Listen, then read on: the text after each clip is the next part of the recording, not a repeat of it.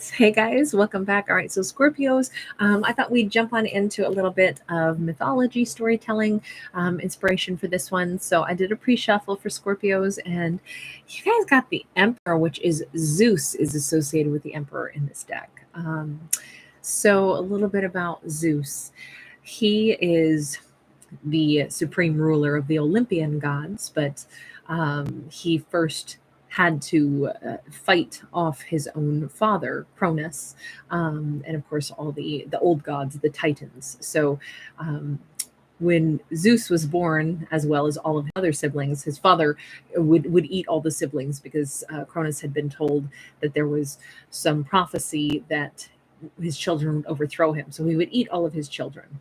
And Zeus was one exception. His mother spirited him away, and he was raised on an island. And then he eventually, comes to manhood and returns and overthrows Cronus, and also helps, revive his brothers and sisters who've been swallowed by their father.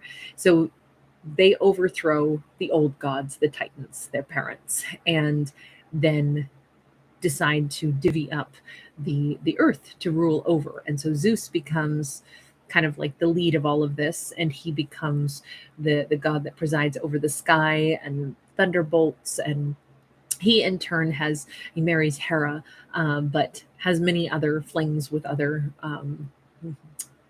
mortals and immortals. Now, with Zeus being this figure of heroism, he fights his father for a 10-year war before he overthrows the Titans, along with his siblings, of course. So now they can rule the cosmos. The Olympian gods can rule. We're seeing a story of a character who is very driven, um, and in turn winds up, having tremendous power. It's not just a direct drive for power, though. Um, the emperor should be someone in a position of authority, and they should work hard to get there, but at the same time it should be governed by kindness and true strength, not just show of force. um, you hold a position of respect, and indeed there were lots of other things that Zeus did. Freed the cyclopses, called upon the hundred handers to assist in the battle as well. Gave those who assisted in the different battles were given a place, honor and respect as well. So we see there's countless other tales of things that Zeus has done, to thank or reward others. Of course, not all stories are great. we have many conflicting um, stories of all of the gods, but we are starting out with basically the ultimate emperor. Now, the bull, um, thunderbolts, clouds, all those things can be associated with Zeus, and eagles as well. So let's begin this story now. So we got strong energy here for sure. So I feel like, hold on, we should probably use a deck that I already know has Jupiter in it, which Jupiter is the Roman god that's the equivalent to Zeus. So, and that's on the Emperor card within this deck. So I feel like we should kind of stick with a deck that can have some real power. So we've got a Six of Pentacles in the reverse, and we have the Temperance upright. I'm going to say this: we have a morally conflicted Emperor who has not always been terrific. They haven't always been. They might have been power hungry at one point, but they're coming into a place of balance. Definitely a major arcana will trump a minor. And a Six of Pentacles in the reverse says somebody wasn't very giving.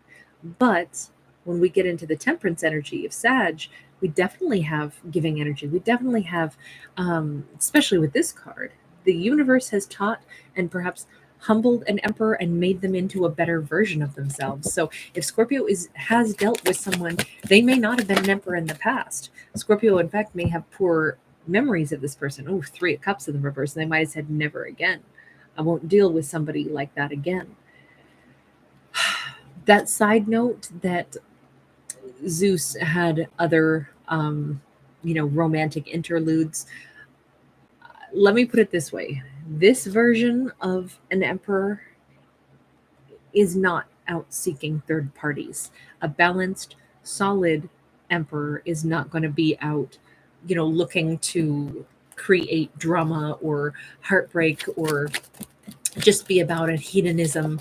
Um, I feel like because this definitely can be about hedonism, just party for the sake of party. Where's the wine? Come on, Dionysus, crack open your kegs. Let's have a kegger out here. um, the fact that we've got this Queen of Wands sideways and the Chariot sideways, though, I actually think that if this person has turned themselves into, I feel like once upon a time they could have been a partier. They could have been all about themselves. They didn't really have a spiritual bearing. They could have had like a distorted moral compass because it was all about them. They're not that way anymore. But even though they're not that way anymore, even though they've matured, something made them grow up. They don't know if they'll be able to get back the hottest guy or gal they ever met in their life. Okay, so we've got a queen of wands here, and this is kind of like Cleopatra. So there's not, there's nobody hotter, right? That's the ultimate. And only an emperor and empress gets to ride in a chariot. The thing is, if a queen of wands doesn't want you, it doesn't matter what you ride, and she's not having any of it. It doesn't matter, how you come across now. If she said, I don't like you, you're probably not getting another chance with the Queen of Wands. They do not know, can I get another chance with Scorpio? With someone, now this could be the reverse, right? It could be Scorpio going, oh man, I've matured so much, but I don't even know if that person who knew me back when I ran amok, I don't know if they'll take me back. There's a song by Konu. I think the album is Coco Jack, and I think it's called Now She Knows. And it's about like, oh man, now she knows I'm the same one that she saw. It's something about like last night at the party all tore up, something like that. It's like, oh God, in the light of day, she knows who I am because she saw me acting a fool the night before. I feel like there's an embarrassment in this because even if they are not that person anymore, once upon a time they were. To become an emperor means first we weren't an emperor, right? We had to grow and go through lessons to become the person that we are today. They have this strong sense they've lost Scorpio, that Scorpio is that golden temple and they've drifted far too far downstream. They've hemorrhaged the golden pentacles. They've lost the chance to have this amazing Scorpio in their life, which may not actually be true, but fair enough that they're worried about that. The Fool and the Queen of Pentacles. I feel like I don't think that Scorpio is necessarily the same person either, though. I think Scorpio has shifted. If Scorpio went from being a Queen of Wands, Scorpio has now become an Eight of Pentacles. This Eight of Pentacles is, there's so much more going on in Scorpio's life now. It's not even about, how do I say this without being insulting? I think that whatever happened with this person back before they were an emperor has become such a small part of Scorpio's interest. It's like, I'm sorry, that puny little whatever thing that went on between us. Yes, our argument, or listen, my life is much more full. I have so many other things going on in my life right now. I've grown. I've got a business here. I'm, building this. I'm pursuing that. My life is very full. And it's all about, I think Scorpio's created this tremendous space for themselves. Masculine or feminine doesn't matter. But Scorpio is like a master manifester who's pulling amazing things toward themselves right now. They're not lacking for characters or people that want to take jumps and try to get into their life. I kind of feel like Scorpio is someone who's been, the more success they've had, the more insignificant some past relationship that didn't turn out to be awesome has taken any space in their mind. I think that they have a lot of people that want to take chances and jump on into Scorpio's life. And Scorpio's like, look, I'm kind of bombarded here. I got a lot of people jumping into my world. If this emperor pops back in, they'll just be one of many. They'll be one of many things, many texts that I get in a single day from, this business person here who wants to do business with me, this job offer, this thing. I've got so much happening in the slew of the 50 text messages I get in a day. If an emperor suddenly writes me and says, I have so much to tell you. Could I please see you? I think the Scorpio is just like, yeah, take a number. Like I have a lineup. I'm like the DMV here, you know? I feel like that's kind of the vibe on this. Eight of Cups in the reverse. In truth, though, I feel like if there is one person from their past who could kind of pull at Scorpio's heartstrings, it is probably this person in all fairness, because we do see the Eight of Cups in the reverse. Okay, so they do get pulled down memory lane just a little bit when they hear from this Emperor. We've got the Ace of Cups in the reverse, ooh, but the Three of Swords upright and the Four of Wands. It's interesting because they remember very well the hurt and the pain, but they already, look, just from the first moment that this character reaches out, that this Emperor reaches out to Scorpio, Scorpio already knows what they're reaching out for. Scorpio already knows that they're different. Scorpio already knows, yeah, you're the Joker who, you did me dirty. You sure did. And boy, you know it now, don't you? I get this text along with 50 others in a day. And on one hand, I haven't thought of you in a long time, but at the end of my busy day, maybe 8 hours later, I'm sitting at home, I've got a glass of wine, and I think back and I go, I know why you're reaching out. Because yeah, you did dirty. You did not have love to give in the past. You were all about you. It was all about the whatever, running around, you know, having a good time, partying, whatever it was. And now I already know why you're reaching out. You want something stable now.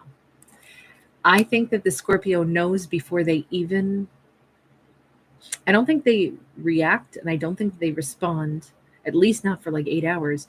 But when they get a chance to slow down in their day and think about things, I think they already know spot on what this is all about, even though they haven't even responded to that Emperor yet. They know exactly what this is about. What is it that they're going to want, if anything?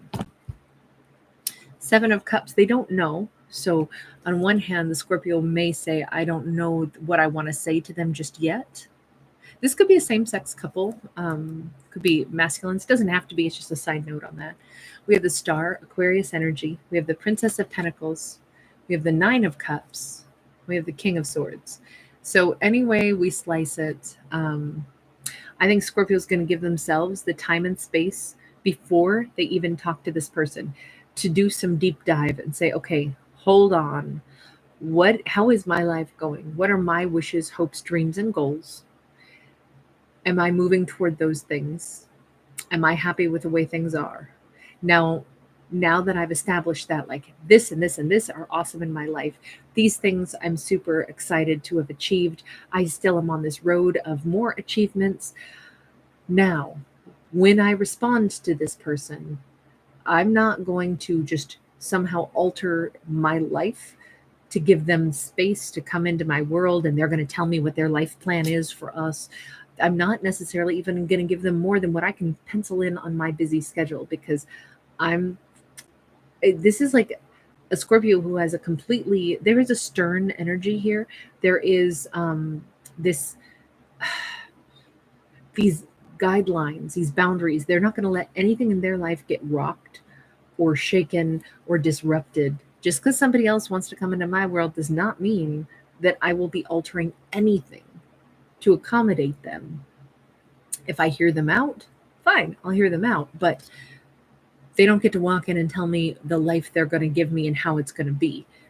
I have my own plans, my own satisfaction. If I've got a massage scheduled, I'm not rearranging that to talk to them. If I had a trip planned, I'm not rearranging that to give them an audience. I'm not changing anything about my successes. If they want to come into my world and they want to talk to me, I will give them a chance to talk to me, but it'll fit into my schedule. I don't drop everything and make space for them. And I realize the Scorpio is saying, because I don't even want to. Why would I haven't needed them to get me where I'm at. And now my life is so good, I don't even know if they fit in my life. That would have to be seen. They're coming in with an agenda. Doesn't mean that that fits into my agenda. And I won't be changing my agenda to accommodate. So I'll just hear them out when it's convenient for me. And I think that's the way this goes. And I kind of think it's the best way for this to go. So when the Scorpio does choose to hear this person out, what is good is that they don't come in as like, here I am, Zeus, ruler of the sky. I'm ready to tell you how this is going to go. They are actually coming in with an offer, King of Pentacles. They're coming in stable and secure, and they are coming in to possibly say the thing that would most need to be said, which is, doesn't matter where in this world I've gone, you have never not been a part of my thoughts, my energy. Um, it's also, there's this acknowledgement that I think Scorpio has risen to greater heights and is living a life different than what they are. It's so interesting how Zeus, ruler of the sky, has been grounded to being a king of pentacles. And they're seeing Scorpio as somebody who's like actually achieved a tremendous amount. I think it's because they're coming in very humble. They're not coming in to tell Scorpio this, hey, I'm here, babe, I'm back. Now we can get this great life going, and here's how it's going to be. It's a good thing they didn't try that, because this Scorpio was having none of it. They were all in divine masculine sword mode. No, they're coming in very grounded, very very much with respect and admiration, but also with the humbleness to say they would like to be a part of Scorpio's life. And perhaps if Scorpio would let them start rebuilding. They know Scorpio is busy, but do you have any free time to pencil me in so that maybe when you are free, could we start to spend some time together? This is a very different emperor, very different person. I think it's going to be like night and day difference. I don't think this is at all what Scorpio expected them to be like. They're not at all who they used to be. Justice card is sideways and the 10 of Pentacles is upright. I think there's going to be a stunner. I think it's going to be a total shock that nothing about how they're approaching is what Scorpio would have expected. Nothing about who they used to be is still, there's no trace evidence of who they used to be. It's so different. And I think it could be a shock that Scorpio is having to say, okay, I don't want to actually do them wrong by thinking nobody could ever grow or that they're still the same old, same old. I'm still going to be cautious. I'm still going to watch and wait. But there's some level of genuine security and something that genuinely seems like it's going to be able to be built between Scorpio and this person. Again, they're showing up as an emperor, but as a very grounded one, not somebody who's trying to rule the sky. That Justice card sideways still says Scorpio may have to decide if they want this person in their life. And that's the reminder, don't deny themselves something if they actually want it, because they'd be doing themselves wrong if they say, well, it doesn't matter, you messed it up before, even if you're changed now, I don't want you, if they actually do want to see where this goes. So this says Scorpio doesn't have to say yes or no, but whatever answer they do give needs to be the one that is authentic for them. All right, I'm going to leave this here. That was very hopeful. All right, thank you guys so much. I will see you again in the next storytelling. Bye for now.